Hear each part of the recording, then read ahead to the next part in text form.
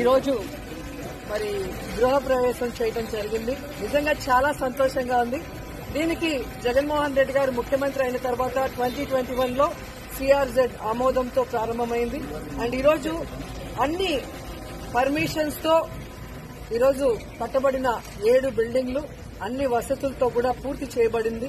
And ఈరోజు అందరూ కూడా ఇక్కడ చాలా హ్యాపీగా ఉన్నారు. ఎందుకంటే వైజాగ్ అంటేనే ఒక బ్యూటిఫుల్ సిటీ. అలాంటి బ్యూటిఫుల్ సిటీలో ఒక అద్భుతమైన 7 భవనాలని ఈ రుషికొండ మీద నిర్మించటం, వాటన్నిటిని కూడా అంతర్జాతీయ సౌకర్యాలతో అభివృద్ది చేయటం అనేది మా అదృష్టంగా మేము భావిస్తున్నాం. జగనన్న ఆశీర్వాదంతో మా డిపార్ట్మెంట్ అంతా కూడా ఈరోజు కష్టపడి అందంగా దీన్ని తీర్చిదిద్దడం జరిగింది. సో ఇక్కడికి యాక్చువల్ గా హరిత రిసార్ట్ పాతబడిపోయింది కాబట్టి దాన్ని పునర్నిర్మాణించాలనే ఆలోచన మేము తీసుకొచ్చినప్పుడు సో ఇది భవిష్యత్తులో బెస్ట్ సిటీగా కాబోతుంది కాబట్టి దానికి సరిపోయే విధంగా అంతర్జాతీయ స్థాయిలో దీన్ని డెవలప్ చేయాలి అని చెప్పి సీఎం గారు చెప్పడం, దానికి అనుగుణంగా డిజైన్స్ గానీ వర్క్ గానీ మీరు చూస్తే మీకే అర్థమవుతుంది.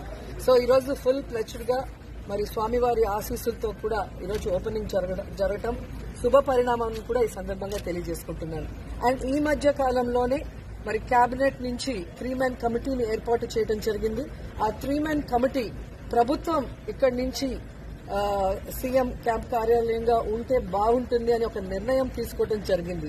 సో ఆ నిర్ణయాన్ని ఇప్పుడు జగన్మోహన్ రెడ్డి గారు ఆమోదిస్తే ఇక్కడి నుంచి ఈ కార్యాలయంలో వర్క్ స్టార్ట్ అవుతుంది. సో అందరం కూడా వెయిట్ చేస్తున్నాం ఒక మంచి మాట కోసం.